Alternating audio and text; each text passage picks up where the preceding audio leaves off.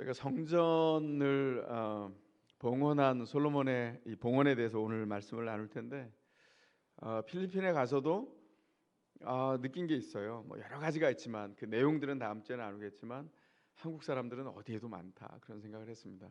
저희가 간 곳에는 한국 사람이 없었고요. 공항에 많으시더라고요. 그러니까 각 곳에 여름이나 겨울이나 계절을 따지지 않고 아마 이곳저곳에 하나님께서 허락하신 곳에서 아마 여행을 하고 느끼고 쉬고 이런 일들이 일어나는 것 같습니다. 여러분들은 세상을 다니시면서 이런 생각 해보신 적 있으세요? 이곳은 내가 영원히 머물고 싶다. 뭐 이렇게 생각하신 적 있으세요? 혹시 그런 장소가 있습니까? 이번에 제가 갔더니 한 분이 그러시더라고요. 몇 년 전에 한국에 왔는데 이러고 말을 못 이어요. 눈빛을 보니까 뭔가 굉장히 좋았나 봐요.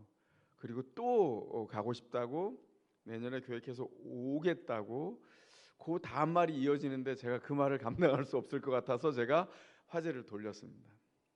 그 말은 아마 이런 거였던 것 같아요. 한국 같으면 영원히 머물 수 있겠다.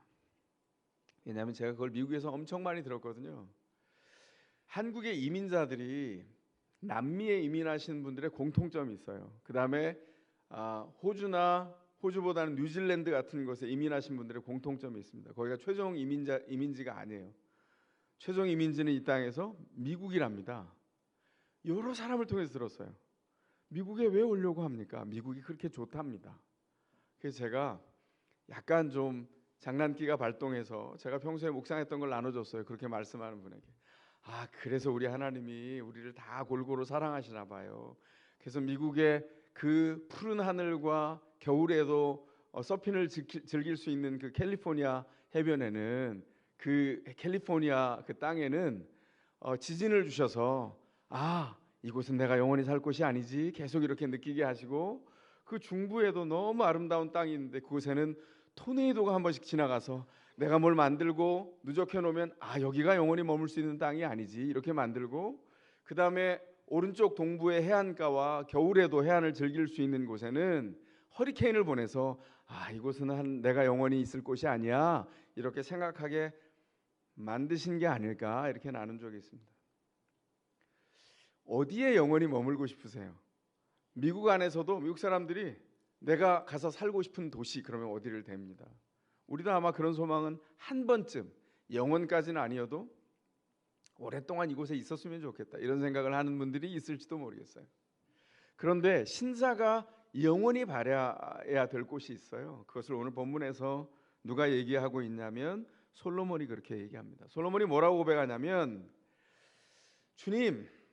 주님께서 영원히 계실 곳 그 성전을 내가 갈망합니다. 오늘 우리가 읽은 본문 앞에 있는 열왕기상 8장 13절에 그렇게 말합니다. 성전은 주님이 영원히 계실 곳입니다. 그리고 주님 제가 그곳에 영원히 머물고 싶습니다. 그렇게 말합니다. 솔로몬이 성전을 건축하는 동안 사실은 자신의 인생이 그곳에 건축이 됐습니다. 솔로몬의 전성기가 맞이하게 된 이유, 전성기가 오게 된 비결이 여기 있습니다. 그게 뭐냐면 성전을 사모하고 그곳에 영원히 머물기를 사모했던 마음이었던 거죠. 그런 의미에서 성전이 어떻게 준비되었고 어떤 목적으로 성전이 세워졌는지 오늘 말씀을 통해서 생각을 좀 해보려 합니다. 첫 번째로 솔로몬의 성전 봉헌은 아버지 다윗의 기도에 응답하신 하나님의 은혜였어요. 왜 솔로몬의 성전 봉헌을 이야기하는데 끊임없이 빠지지 않고 솔로몬이 이제 주인공으로 등장해야 될 성전의 봉헌의 자리에서도 우리는 그 아버지 다윗을 이야기할까요? 왜냐하면 다윗이 굉장히 중요한 역할을 했기 때문입니다. 솔로몬이 온 마음을 기울여서 하나님을 찾았습니다. 모든 힘을 다해 은혜를 구하고 하나님은 솔로몬을 통해서 일하셨어요. 솔로몬을 통해서 하나님께 순종하는 신자가 누구인지를 보여주셨습니다. 솔로몬은 과연 순종했어요. 성경이 뭐라고 말하죠? 온 마음을 다 하나님께 기울였다 그렇게 말합니다. 솔로몬은 그래서 아버지 다윗이 소원했던 그 성전을 건축했습니다. 7년 동안의 대공사를 다 마쳤어요. 솔로몬이 어떻게 이런 저력을 발휘할 수 있었을까요? 제가 다윗을 이야기한 이유가 바로 여기 있습니다. 솔로몬이 이런 저력을 발휘할 수 있었던 이유는 그 아버지 다윗의 기도가 있었다는 거예요. 한 세대는 그냥 하늘에서 뚝 떨어지지 않습니다. 이전 세대가 했던 현재 일어났던 일이 미래에 누적되어서 우리의 현재가 되는 거예요.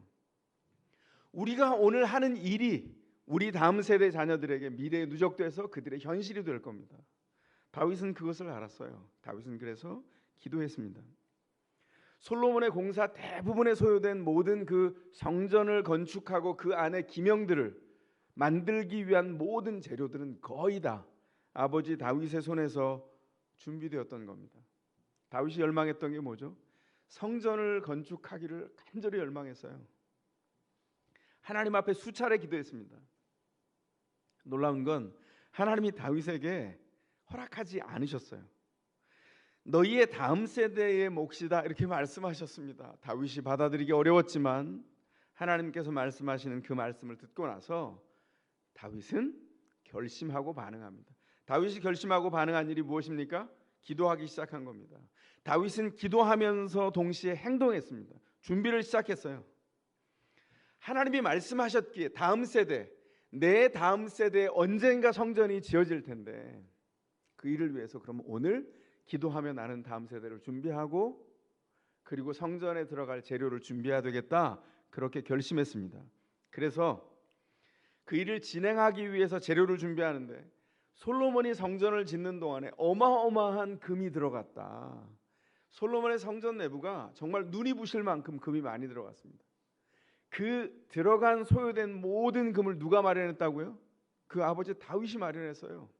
금뿐만 아닙니다. 그 안에 소요되었던 은, 동, 철, 그 다음에 온갖 보석들, 만호를 비롯한 온갖 보석들 그리고 석재들, 특별히 대리석들을 다 마련했어요.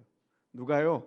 그 아버지 다윗이 기도하고 실제적으로 재정을 투입하고 헌신해서 자녀 세대에 일어날 성전 건축을 준비했습니다.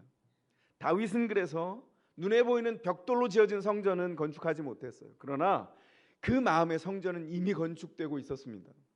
그리고 그 일은 그 아들에게 솔로몬에게 그대로 전수가 되어서 자녀의 신앙의 삶도 동시에 건축되도록 준비했다는 것이죠. 이게 하나님이 우리에게 맡기셔서 하게 하시는 사역이에요. 믿음 계승 사역. 왜 교회가 믿음 계승 사역을 해야 합니까? 왜냐하면 우리가 잘 살고 끝났는데 다음 세대가 서지 못할 만큼 어렵다면 자녀를 사랑하는 부모라면 그 한 사람도 감당하기 어려울 겁니다. 믿음은 무엇을 보냐면 미래에 일어날 일을 봅니다. 30년 후를 보고 지금 준비해요. 다윗이 했던 일입니다. 더세물 교회를 이 땅에 준비한 이유가 뭘까요? 또 다른 교회가 다 있는데 왜 더세물 교회가 또 세워져야 했습니까? 1년 반 전에 더세물 교회가 이 장소에서 세워진 이유는 복음을 분명히 무장하고 세워진 이 세대의 교회가 되는 것뿐만 아니라 동시에 믿음의 다음 세대를 가르치고 계승하고 그 일을 준비하기 위함입니다. 그 일은 어렵습니다. 그 일은 많은 돈이 들어가야 될지 모릅니다. 우리의 삶에 전부를 드려야 될지 몰라요. 그러나 다윗을 봅시다. 다윗이 어떻게 했다고요? 그의 전부를 통해서 믿음 계승 사역에 올인했어요. 여러분, 식물의 세계에도 법칙이 있습니다. 제가 어렸을 때 시골에서 자라서 소나무가 굉장히 많이 있는, 숲에는 소나무만 있는 것 같은 그런 생각이 들 만큼 소나무가 많았어요. 지금보다. 근데 소나무를 잘 관찰해 보면 그리고 송충이도 많았죠. 소나무가 병들잖아요. 그럼 하는 일이 있어요. 그 어렸을 때 무슨 식물도감에서 본 게 아니라 그냥 어렸을 때 다니다 깨달은 거예요. 공통점이 있습니다. 소나무가 병들잖아요. 그러면 소나무가 솔방울을 얼른 만들어냅니다. 소나무가 아직 살아있을 때 가지고 있는 모든 역량을 다음 세대에 집중하는 거예요. 그래서 모든 에너지와 모든 DNA를 그 솔방울에 담아서 솔방울을 땅으로 얼른 떨어뜨립니다. 그리고 그 소나무가 죽습니다. 소나무가 생각했다면 상상할 때 이렇게 하는 거죠. 내가 그냥 죽는 게 아니야. 나는 다음 세대를 통해서 살아있어. 이러고 다음 세대에게 본인의 가장 건강하게 남아있는 DNA를 총력을 다해서 전달하고 무대 뒤로 퇴장하는 거예요. 식물의 세계도 이렇습니다. 다윗이 어떻게 했다고요? 자신이 가지고 있는 왕국의 모든 것으로 다음 세대의 신앙을 건축하기 위한 성전의 준비를 했다고요.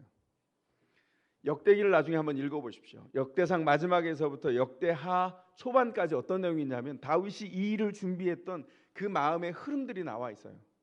거기에 보면 다윗이 얼마나 하나님 앞에 이 일을 온 마음으로 전심을 기울여 준비했는지, 모든 백성들이 다윗상을 보고 이 일이 너무나 중요하다는 것을 알고 자원에서 기쁜 마음으로 성전의 재료를 준비하는 데 동참했다고 기록하고 있습니다.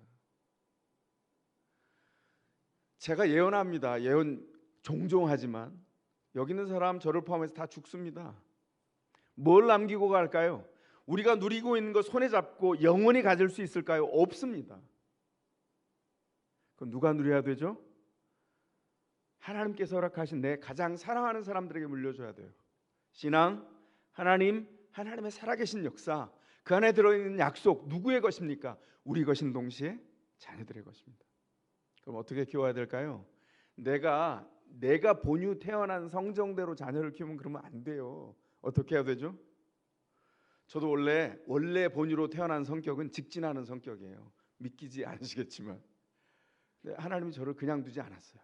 너 이렇게 살면 큰일 난다. 이러고 저를 소금도 뿌리시고 재우셨다가 내가 바본가 보다 이렇게 생각할 만큼 재워두셨다가 세웠는데 아직 네가 살아있구나. 그럼 다시 죽어야지.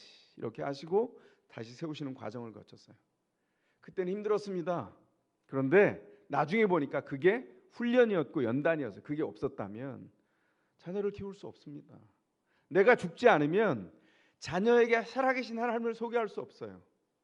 하나님은 인생 안에서 어떻게 드러나냐면 내가 죽을 때 드러납니다. 내가 사라지고 정말 내게 있는 가장 좋은 것을 드러낼 때, 그게 언제냐면 내가 힘이 빠질 때예요. 가만히 보십시오. 성경에 있는 위대한 인물들이 언제 위대해졌냐면 자기의 힘이 빠질 때입니다.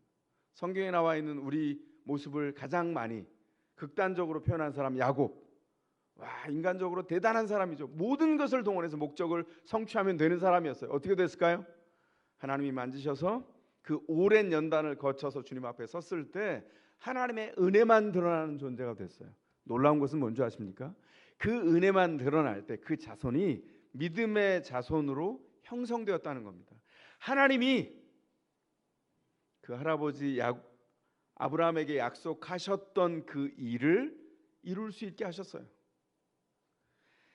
다윗은 믿음 계승의 사역을 통해서 이 성전을 본인이 짓지는 못했지만 성전을 건축하는, 인생을 건축하는 자녀 세대를 건축했습니다. 성전 건축은 그래서 의미상으로 보자면 인생을 건축하시는 하나님의 은혜가 어떻게 이루어지는지를 보게 하는 중요한 기준입니다. 솔로몬은 오늘 보면 23절에서 이렇게 기도합니다. 주님은 주님의 얼굴 앞에서 온 마음을 다 기울여 사는 이에게 은혜를 베푸시는 분입니다. 그 은혜를 우리에게 주소서. 이렇게 기도하죠. 아멘입니까? 근데 여러분 지금 지나가셨어요. 잘 보셔야 돼요. 눈을 부릅뜨고. 제가 성경 본문에 없는 걸 쓱 집어넣었는데 주님은 온 마음을 다 기울여 사는 이에게 은혜를 베푸시는 분입니다. 원래 그렇게 되어 있습니다. 우리 번역에. 그런데 원래 성경에 보면 한 단어가 있는데 그걸 의미상으로 보느라고 우리 성경에는 번역에 빠뜨렸어요. 근데 그게 중요합니다. 그게 뭐냐면 주님은 주님의 얼굴 앞에서 온 마음을 기울여 사는 이에게 은혜를 베푸세요. 주님의 얼굴 앞에서라고 하는 단어가 이 안에 들어 있습니다. 이 기도 속에 신자가 누구인지를 밝혀줍니다. 신자가 누구입니까? 하나님의 얼굴 앞에서 사는 사람입니다. 하나님의 얼굴 앞에 자신을 두고 하나님이 우리를 향하여 얼굴을 기울여서 자세히 볼 수 있도록 하나님 앞에 나아가는 사람, 그가 신자예요. 하나님은 어떻게 하시죠? 우리를 얼굴을 향하여 드시고 보셔요. 그게 은혜 베푸신다는 뜻입니다. 그리고는 눈동자와 같이 지켜주신다 이렇게 말하죠. 우리가 기도할 때 주님 우리 자녀를 눈동자와 같이 지켜주십시오 이렇게 기도하잖아요. 그 눈동자와 같이 지켜달라는 기도가 어디 있습니까? 시편 17편에 있습니다. 시편 기자가 그렇게 기도했어요. 그게 뭐죠? 당신의 눈동자에 그 감각이 얼마나 예민할까요? 여러분들은 어떠세요? 요번에 단봉에 가서 어느 날 바람이 불었는데 눈에 보이지 않는 티가 들어왔는데요. 너무 아프더라고요. 꼭 이 안에 무슨 충돌이 일어난 것처럼 큰 돌멩이가 들어온 것처럼 그렇게 아파요. 그렇게 느끼잖아요. 왜요? 눈은 예민한 기관이거든요.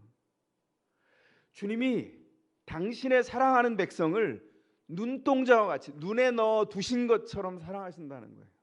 우리 표현에 그런 게 있죠. 아이고 눈에 넣어도 아프지 않을 내 새끼, 이런 말 있잖아요. 주님이 우리를 눈에 넣고 보신다고요. 눈동자와 같이 지켜주신다는 것은 우리를 품으시고 예민한 감각을 통해서 우리를 보호하시고 우리를 인도해 가신다는 뜻입니다. 신자가 그런 존재라는 것이죠. 여러분이 잘 알고 있는 우리나라 시인 중에 나태주라는 시인이 있습니다. 이 나태주 시인의 굉장히 유명하게 만든 시가 있어요. 많은 사람들이 애송하는 시인데 풀꽃이라는 시입니다. 이렇게 돼 있어요. 자세히 보아야 예쁘다, 오래 보아야 사랑스럽다, 너도 그렇다, 이렇게 돼 있어요. 사람들이 왜 감동을 받을까요? 풀꽃은 꽃이라고 말하지 않아요. 풀꽃이라고 말 안 하죠. 보통 뭐라고 말하죠? 잡초라 그럽니다.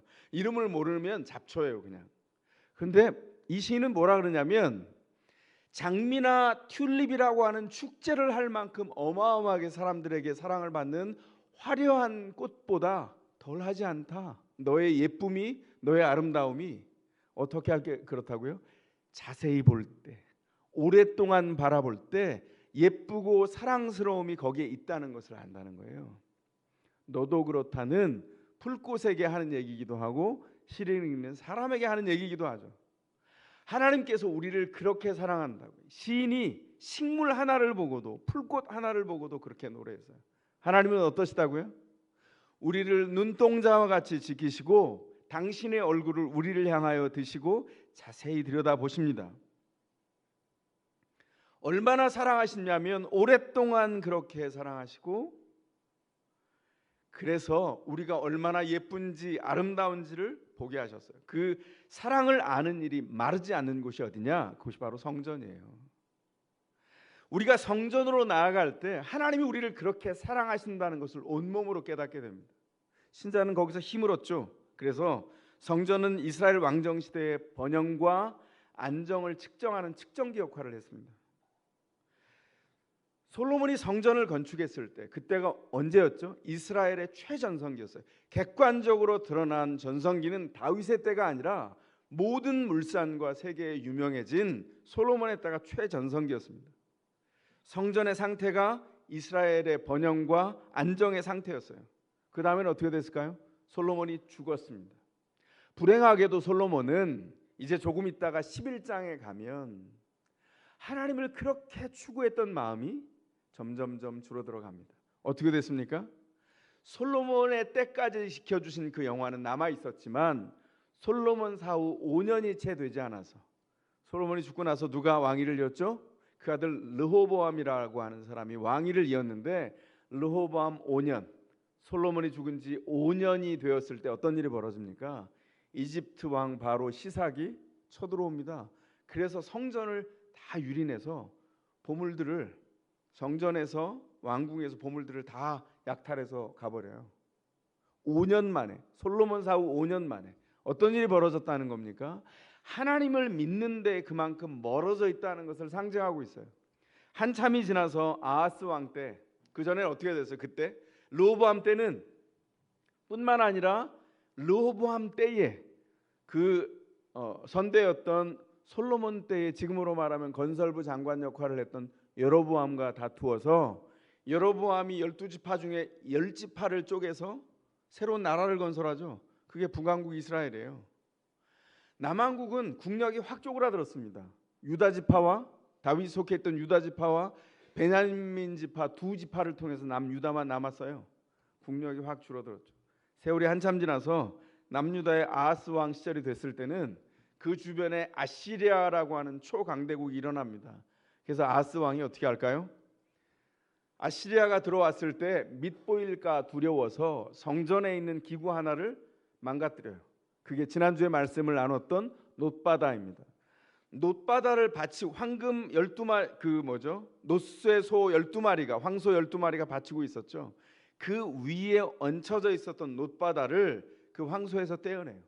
그 돌바닥에 앉혀 놓습니다. 왜 그랬을까요? 밉보일까 봐. 문제는 뭐냐면 성전이 그 목적 안에서 완전히 훼손됐다는 거예요. 지난주에 말씀드린 대로 이것은 하나님의 통치를 상징하는 겁니다. 주님이 다스리신다. 그것을 놓쳐버렸어요. 이스라엘 왕의 덕목이 무엇입니까? 하나님의 통치함을 드러내는 거예요. 근데 그 통치를 내려놓게 됐습니다. 나라가 약해졌다는 것을 상징해주고 있는 거예요. 성전이 훼손될 때 나라가 망가졌고요. 성전이 무너졌을 때 나라가 망했습니다. 그래서 성전을 건축하는 것은 부름받은 신자의 인생을 건축하는 일입니다. 여러분은 어떤 성전을 바라보고 있습니까? 우리가 만약에 구약의 요 본문 안에 있는 사람들이 들었던 그 시대에 태어났다면 우리에게 이런 질문을 성경이 던질지 모르겠습니다. 두 번째로, 성전은 기도하는 곳입니다. 솔로몬이 7년 만에 성전을 완공했습니다. 이제 모든 백성을 그 앞에 모여놓고 초막절 절기 이스라엘 달력 7월에 하나님 앞에 예배하러 모든 백성을 나오게 하고 봉헌을 하는 장면이 있어요. 공적인 기도를 드리고 있습니다. 신실하신 언약의 하나님께서 이 성전에 임재해 계셔서 하나님이 역사해 주시기를 기도합니다. 기도 중에 성전의 핵심 기능을 말하죠. 성전의 핵심 기능이 뭡니까? 거기 하나님의 이름을 두시는 거예요. 하나님의 이름이 있다는 것이 하나님의 통치가 거기 있다는 뜻입니다. 놀랍죠? 이방 나라는 어디서 통치가 이루어집니까? 왕궁에서 통치가 이루어져요. 왕의 칼을 통해서 이루어집니다. 그런데 이스라엘은 어떻다고요? 이스라엘은 성전에서 하나님의 통치가 드러납니다. 그래서 왕이 성전에 나아가서 하나님의 놀라운 임재를 구해요. 하나님이 통치하셔야 되기 때문에 그래서 하나님이 인도하시는 대로 순종합니다. 순종이 이스라엘 왕이 해야 될 일상 안에서의 반응이었어요. 놀랍죠? 이건 왜 그러냐면 왕의 기준이었던 하나님의 말씀 신명기 17장에 보면 이스라엘 왕들은 이래야 된다고 하나님께서 이미 기준을 잡아주셨어요. 근데 어처구니가 없습니다. 왕이 되어서 통치해야 되는데 재정을 많이 축적해 놓지 말라는 거예요. 무슨 말이 안 되지 않습니까? 그리고 군사력을 증강하지 말라는 겁니다. 그럼 어떻게 다스립니까? 주변 나라는 다 칼과 창을 들고 병거와 말과 군마를 다 갖추어서 준비하고 있는데 돈도 없어. 군사도 준비하면 안 돼. 뭘 준비하라는 거예요? 어처구니 없게 이스라엘 왕들은 뭘 준비해야 하냐면 율법의 으르말이 지금으로 하면 하나님의 말씀을 곁에 두고 말씀을 읽고 생각을 이 위에 올리고 하나님의 은총이 어떻게 이루어지는지를 날마다 살피라는 거예요. 그게 왕이 할 일입니다. 받아들일 수 있겠어요? 이것을 받아들인 왕이 다윗입니다. 다윗의 때가 가장 강성했고 그 아들의 때 솔로몬의 때에 그 약속을 믿기까지 강성했어요. 이방 나라처럼 자기의 군마와 돈을 의지하면 순식간에 망한다고 말합니다. 그래서 어떻게 한다고요? 성전에 임재하시는 하나님이 계실 때 그 나라에 하나님의 통치가 이루어집니다. 그래서 그 통치가 이루어지는 성전을 사모하며 나아가도록 했어요. 왕이 먼저 그렇게 모범을 보이고 모든 백성들이 하나님의 성전을 사모하는 가장 중요한 행동이 뭘까요? 그게 바로 기도입니다. 가장 수동적으로 느껴지는 그 방법, 그 기도가 하나님의 통치를 드러내는 방법이라고 말해요. 그래서 솔로몬이 이렇게 기도합니다. 그 기도가 아주 구체적인 상황 속에서 드리는 기도가 돼요. 오늘 본문에서 바로 이어지는 31절부터 53절까지 솔로몬이 7개의 기도를 하고 있어요. 그 7개의 기도가 굉장히 구체적인 상황을 드리는 기도입니다. 성경에서 7이라고 하는 숫자가 등장하면 완전함 그리고 완전한 성취를 의미해요. 그러니까 무슨 말이냐면 하나님께서 성전을 바라면서 무엇을 구하든 주님께서 응답하고 그 일은 이루어진다 이렇게 말하는 겁니다. 우리가 기도합니다. 기도의 응답이 이루어집니다. 그건 사실 어떤 거냐면 하나님의 나라가 우리 안에서 통치되고 있다는 것을 증명하는 거예요. 그래서 여러분들이 기도하면서 프레나인뿐만 아니라 여러분이 기도하는 개인의 현장에서 기도할 때 기도하면서 응답이 이루어졌다면 여러분은 어떤 사람이냐면 하나님 나라가 여러분을 통해서 여러분의 교회를 통해서 여러분의 목장을 통해서 이루어지고 있다라는 사실을 증언해야 될 증인으로 부름받았다는 뜻입니다. 하나님의 통치가 여러분 안에 있습니까? 그를 우리에게 은혜로 무차별적으로 담아주길 원하세요. 그래서 어떻게 해야 되죠? 기도하라는 겁니다. 어쩔 수 없는 큰 어려움이 닥쳤을 때 어떻게 하라고요? 기도하라는 거예요. 솔로몬은 너무나 확신에 차 있어요. 성전을 향하여 바라고 기도하면 하나님은 다 들어주신다. 솔로몬의 기도가 그 내용입니다. 신자가 담대한 이유가 이거예요.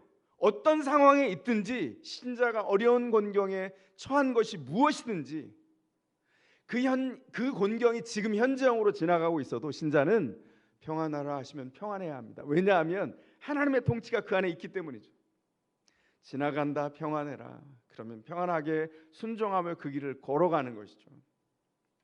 하나님께서 우리에게 허락한 평안과 담대함을 견비하는 이유는 주님께서 통치하시고 기도를 통하여 나아갈 때 들어주시기 때문이에요. 구체적인 삶의 현장에서 각자의 이익이 충돌합니다. 살아온 배경이 달라서 두 사람 이상이 모이면 너무나 화평하고 너무나 친하게 지내야 되는데 두 사람 이상이 모이면 또 반대로 투닥투닥 싸우기도 하죠. 왜냐하면 이해를 못하는 거예요. 내 인생이 자라온 자리와 그 인생이 성장한 자리가 달라요. 어떻게 될까요? 그때 내가 한 경험으로 처리하려고 하면 나나 그 사람이 다칠 수 있어요. 어떻게 하라고요? 기도하라고요.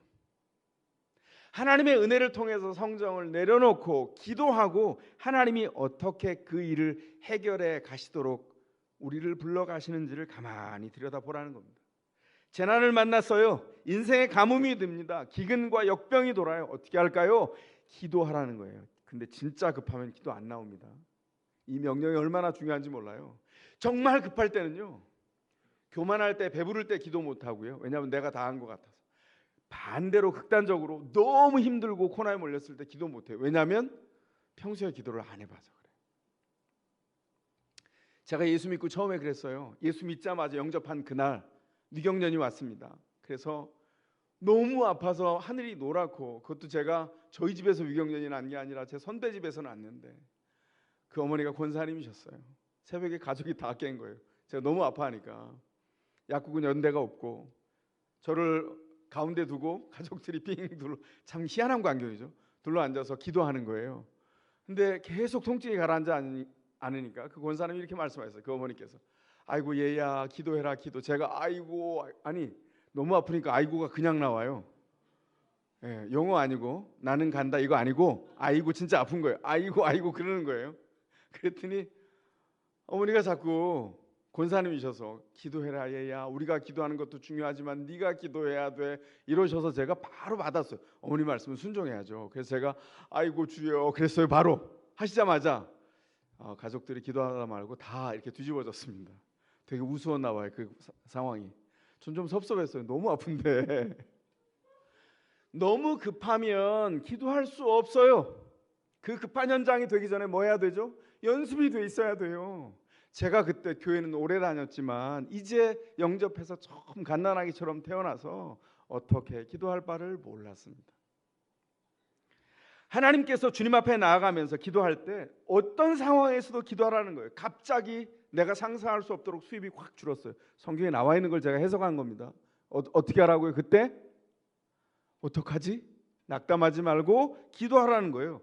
전쟁에 나갈 때 기도하고 죄를 지었을 때 기도하라는 겁니다.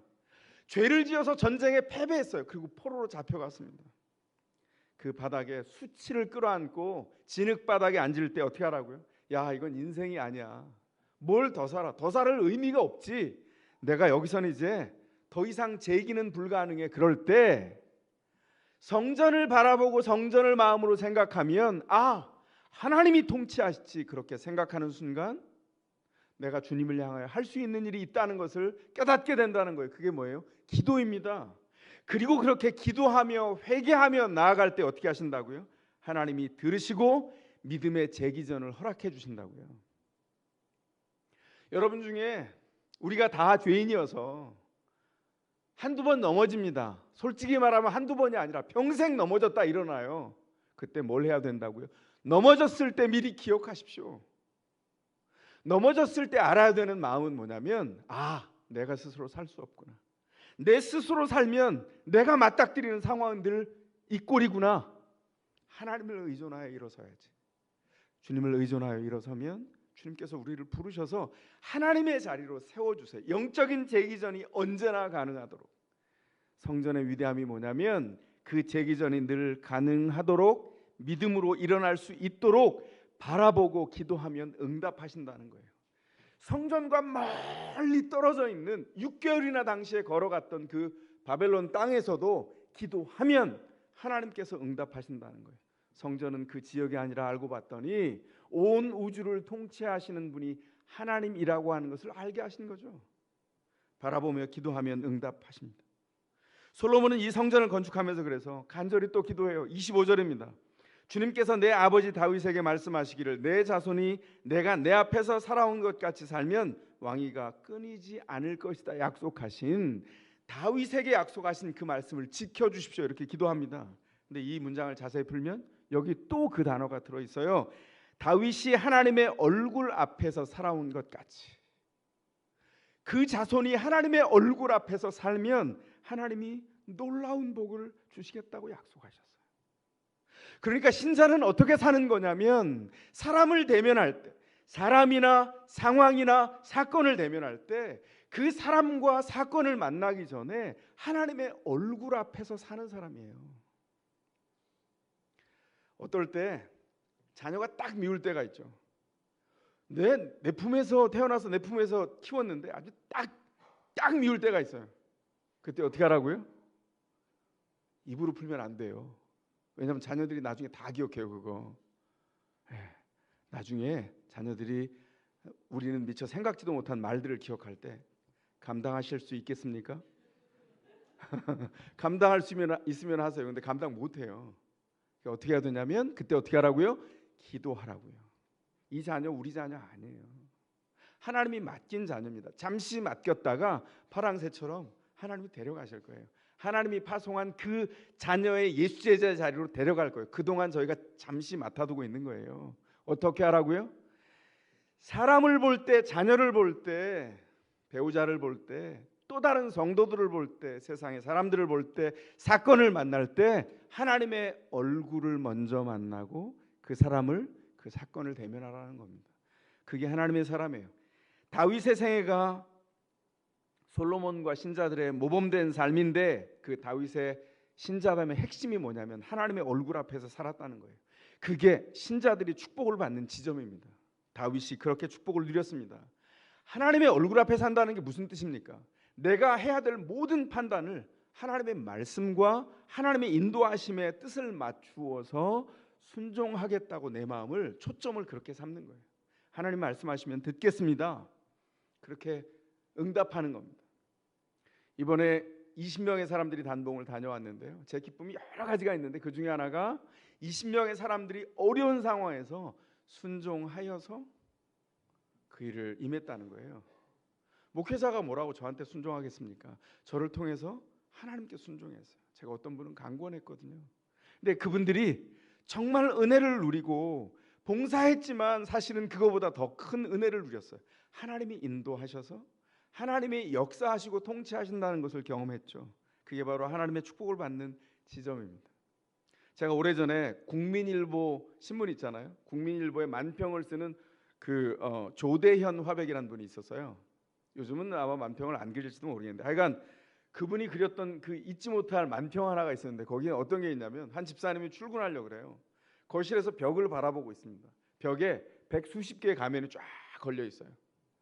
오늘은 뭘 쓰고 가지? 이렇게 질문해요. 그 밑에.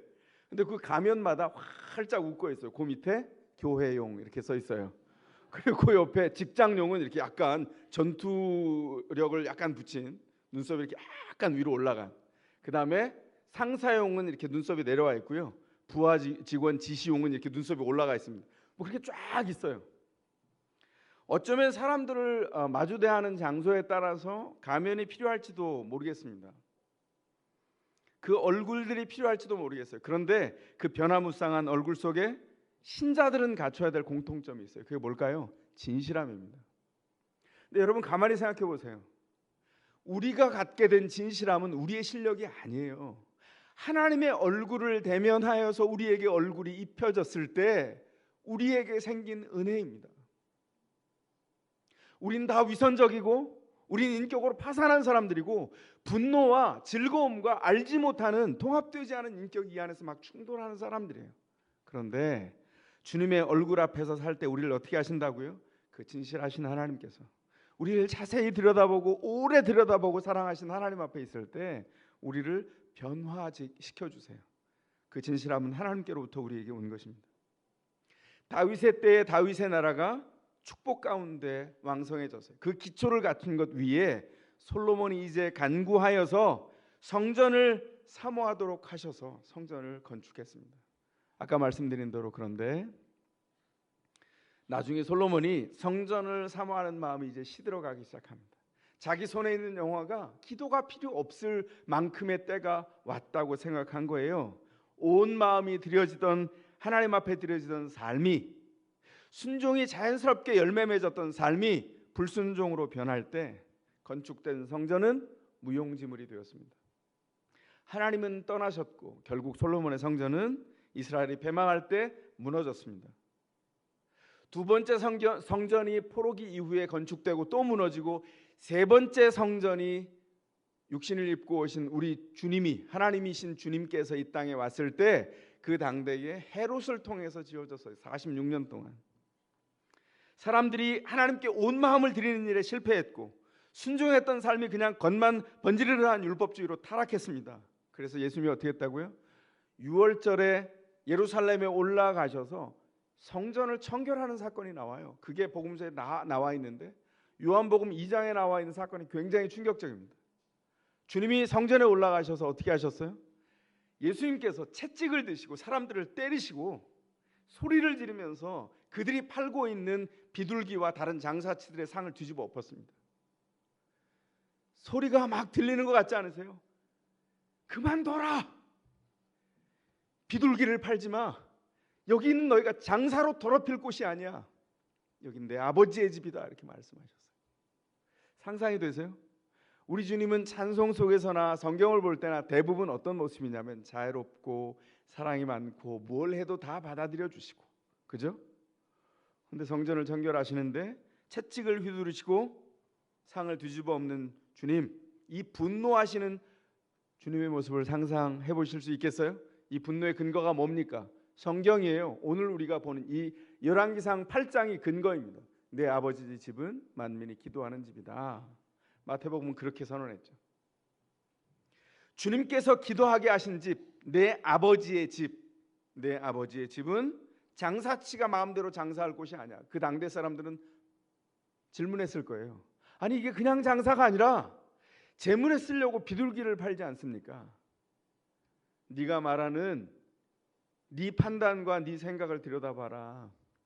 당대에는요, 성전의 주변에 있었던 권력자들이 그걸 다 이권으로 변환시켜서 이권을 챙길 수 있는 모든 것을 다 만들었어요. 멀리서 재물을 가지고 올 수 없으니까 거기서 신선한 재물을 준비해서 어마어마한 웃돈을 얹어서 팔았습니다. 사람들은 울며 겨자 먹기로 그 재물을 사야 했어요. 사람들은 예배에 관심이 없습니다. 하나님께 기도하는 것에 이제 관심이 더 이상 있지 않아요. 남아있지 않아요. 그냥 제도화됐습니다. 반질반질해지고 겉껍데기만 남은 말씀을 붙들고 순종의 삶이 사라지고 율법주의로 완전히 몰락했어요. 그때 어떻게 하셨어요? 하나님께서 인간의 몸을 입으신 참성전 예수 그리스도를 보내셨습니다. 예수 그리스도가 누굽니까? 성육신하신 하나님의 성전입니다.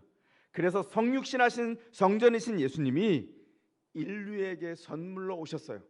궁극적이고 무너지지 않는 성전으로 오셨습니다. 성전은 이스라엘 백성에게 언제나 심장 같은 존재였어요. 성전이 무너지면 심장이 없어지는 겁니다. 죽었다는 뜻이죠. 그 심장이 무너져가고 있을 때 예수 그리스도를 보내셔서 육신을 입은 새로운 성전, 새로운 심장을 신자들에게 허락해 주셨습니다. 하나님의 얼굴을 대면해 바라볼 수 있도록 하셨어요. 그래서 이제 성전을 바라보면서 했던 기도가 예수님을 바라보면서 하는 기도로 바뀌게 됐어요. 예수님을 구하는 사람은 예수님의 뜻을 묻습니다. 그리고 그 뜻을 물으며 살아가려고 할 때에 자기 마음대로 살지 않아요. 하나님이 뜻하신 것이 있기 때문에 그게 하나님의 영의 지배를 받아서 성령을 통해서 예수를 주라 시인하고 주님 앞에 서가는 하나님의 신자들입니다. 아까 말씀드린 것처럼 단독 20명이 잘 다녀왔어요. 거기 정말 많은 게 충만하더라고요. 습기가 충만하고 모기가 충만하고요. 그리고 정말 위대한 사역을 했습니다. 정말 사역은 뭐 땡볕에 습기가 많고 모기도 낮에도 밤에도 모기들이 굉장히 성실하더라고요. 헌신된 모기들이에요. 그래서 위대한 사역을 했습니다. 배의 위를 크게 만드는 위대한 사역을 했고요. 뿐만 아니라 그럼에도 20명이 지치면 어떨까? 왜냐하면 초등학교 2학년 어린 자녀도 있었거든요. 식사 때마다 뭐 성교사님이 또 저렴한 거기에는 식사들을 안내해 주셨지만 너무 잘 먹었고요. 그래서 저희도 위대한 사역을 했어요. 참 감사했습니다.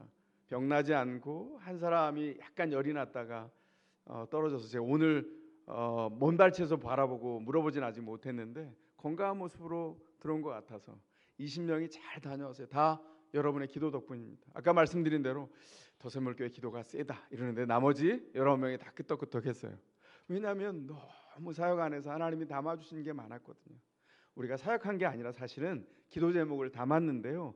그것도 감사했습니다. 그 내용은 다음 주에 자세히 이제 안내해 드릴 텐데 제가 정말 또 다른 감사한 제목이 뭐였냐면 20명의 사람들이 저녁마다 이렇게 모여서 삶을 나누는데 하나님이 한 사람 한 사람의 인생에 그 담겨진 이야기를 복음의 이야기로 초청해서 하나님의 얼굴을 향하여 나올 때 하나님이 반응하시고 또 거기에 자신의 삶을 반응해서 주님 앞에 변화해가는 발걸음을 허락해 가셨다는 거예요. 너무나 신비하고 너무나 감사해서 우리가 우리의 힘 때문에 사는 게 아니라 하나님의 은혜 때문에 사는구나. 하나님의 얼굴 앞에 살게 되었구나. 그걸 알게 되었어요. 그래서 저녁마다 기도할 때마다 정말 오래 나눈 사람들처럼 기도하고 마음을 나누고 함께했던 일이 너무나 감사했습니다. 주님은 임마누엘로 우리와 함께 하십니다. 구약의 성전은 무너졌습니다. 우리가 무엇을 바라고 기도할까요? 우리에게 영원히 무너지지 않는 성전 예수 그리스도가 오셨습니다. 그리스도를 바라보고 기도하라고 하십니다. 그리스도가 우리 가운데 오셨다는 것은 누추해 보이는 우리의 인생을 거주지로 삼고 사도 요한이 우리 가운데 전해준 복음의 말씀입니다. 우리 가운데 오셔서 성전을 세우셨어요. 하늘과 땅과 바다를 다스리는 주님이 예수 그리스도 안에 성전이 되어서 우리 가운데 오셨다는 겁니다. 어떻게 해야 될까요? 어떤 기도 제목이든 여러분 가운데 있는 어떤 신음이든 그 기도로 드리지 못할 내용은 아무것도 없습니다. 어디를 바라보면서 기도할까요? 예수 그리스도를 바라보면서 기도하시기 바랍니다. 응답을 간절히 사모하시기 바랍니다. 주님이 응답하실 겁니다. 그때 기억하세요. 여러분이 여러분의 인생을 세우는 사람이 아니라 하나님이 주신 인생의 목적을 따라서 하나님 나라가 작아 보이는 우리를 통해서 위대한 나라로 세워져 가게 하신 기도의 응답과 증인된 삶으로 우리가 부름받았다는 것을 잊지 마시기 바랍니다. 예수를 바라며 기도합시다. 그리고 응답을 얻읍시다.